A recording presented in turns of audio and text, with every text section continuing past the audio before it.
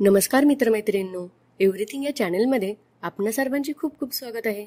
मित्रमैत्रिणींनो, आज आपण औंधचा इतिहास पाहणार आहोत. साताऱ्यापासून 6 कोसावर कोरेगाव तालुक्यातील कनेरखेड गावचे जनकोजी शिंदे व त्यांची बायको द्वारकाबाई या दाम्पत्यास एक मूल झाले. त्याचे नाव राणोजी शिंदे. चिमजी आप्पांबरोबर वसईची मोहीम आटपून ते पुण्यास आले. त्यांनी औंध या गावाची निम्मी पाटीलकी त्र्यंबकजी आणि सूर्याजी आणि ते या भागातून महसूल जमा करू लागले. याच दरम्यान पाषाण आणि औंध या गावाचा सीमेचा वाद विकोपास गेला. राणोजींनी वादाच्या जागेची मोजणी केली, परंतु निकाल हा पाषाणकरांच्या बाजूने लागला. औंधमध्ये राणोजींचा आदरयुक्त दरारा होता. मौजे मिर्जापूर प्रात सुजालपूर येथे पायाला झालेल्या जुन्या जखमेमुळे राणोजीस कैलासवास झाला. सुजालपूर तहसील जिल्हा साजापूर घावेरच्या जवळ असून राणोगंज हे नाव राणोजीचा देहवासानंतर देण्यात आले. मौजे मिर्जापूर येथे वडिलांच्या शवास अग्नी दिल्यानंतर रक्षा उज्जैन येथे आणून जयप्पाने रामघाटावर वडिलांचे दुसरे स्मारक बांधले. राणोजी शिंदे यास 2 स्त्रिया होत्या, निंबाबाई आणि चिमाबाई. निंबाबाईस 3 पुत्र होते, जयाजी, जयप्पा, ज्योत्याजी आणि दत्ताजी. कनिष्ठ चिमाबाईस 2 पुत्र होते, तुकोजी आणि महादजी. जयप्पा यांचा खून होऊन दत्ताजी शिंदे हे दिल्लीकडे झालेल्या एका लढाईत धारतीर्थ पडले. राणोजी नंतर जयप्पांचा मुलगा चाणकोजी हे सरदार झाले. तेही पानिपतच्या युद्धात धारातीर्थ पडले. राणोजींचे चौथे पुत्र तुकोजी हे सुद्धा पानिपतच्या युद्धामध्ये पडले. तुकोजींची स्त्री लक्ष्मीबाई ही देवजी तापकीर यांची कन्या असून त्यांना केदारजी, रावलोजी व आनंदराव हे 3 पुत्र आणि 2 मुली होत्या. केदारजी हे खूप हुशार आणि कर्तबगार होते. शाळूबाई या रानवडे पाटलांच्या कन्या होत्या. या दाम्पत्याने नदीकाठील विठ्ठल मंदिर उभे केले. या मंदिरातील पूजेसाठी विष्णू अमृत पुराणे विष्णू भट या ब्राह्मणाची नेमणूक केली होती. त्यांची समाधी विठ्ठल मंदिरासमोर अस्तित्वात आहे. शाळूबाई यांनी नदीवर घाट बांधले. पिण्याच्या पाण्याचा तुंटवडा लक्षात येऊन त्यांनी जागोजाग विहीर खोदल्या. त्यापैकी एक विहीर मिल्टी परिसरात रस्त्याच्या कडेला आहे. तसेच दुसरी खणखण विहीर औंध येथे आहे. केदारजी शिंदे यांची बायको शाळूबाई व भाऊ रावलोजी यांची निधन तिथी मिळत नाही, परंतु त्यांचे देहावसान औंध मध्ये झाले. नदीकाठी जो प्रसिद्ध वाघाचा घाट आहे त्या ठिकाणी रावलोजी यांची समाधी आहे. तसेच विठ्ठल मंदिरासमोरील जागेत केदारजी शिंदे यांची समाधी शेजारी शाळूबाई यांची समाधी आहे. ज्या ठिकाणी भारतरत्न डॉक्टर बाबासाहेब आंबेडकर महाविद्यालय आहे तेथे पूर्वी 55 खनी शिंदे सरकारांचा वाडा होता. शिंदे सरकारांच्या वाड्याला लागून पश्चिम दिशेला महादेवाचे पुरातन मंदिर आहे. सध्या ते नव्याने डागजुगी करण्यात आले. या मंदिराच्या आवारात दगडातील 2 पिंडी व 2 समाध्या दिसतात.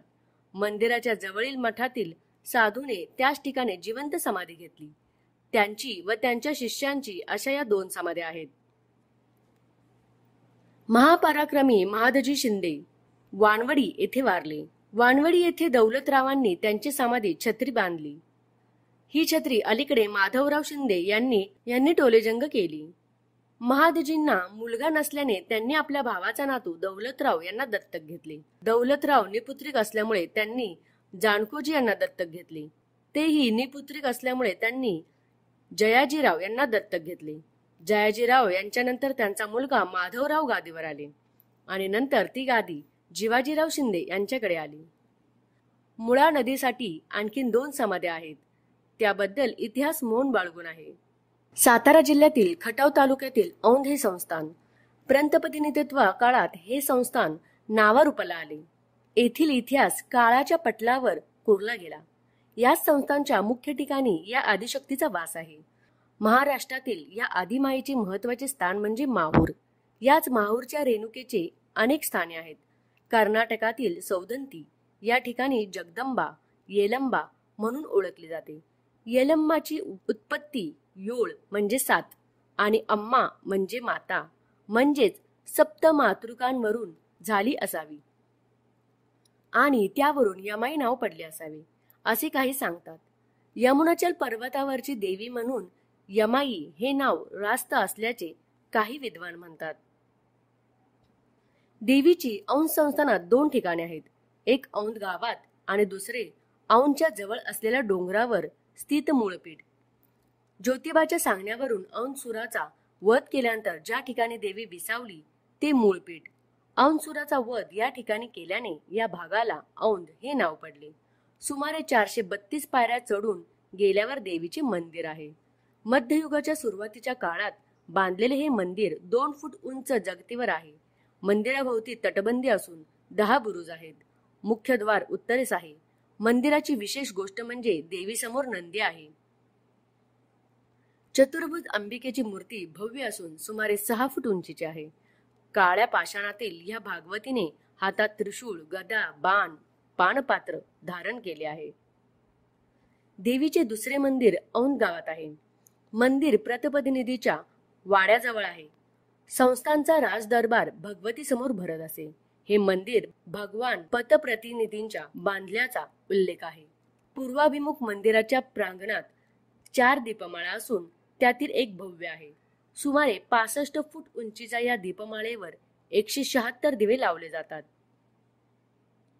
मंदिराचा सभामंडप लाकडी असून सुमारे 65,000 रुपये खर्च करून बांधण्यात असल्याचे समजते.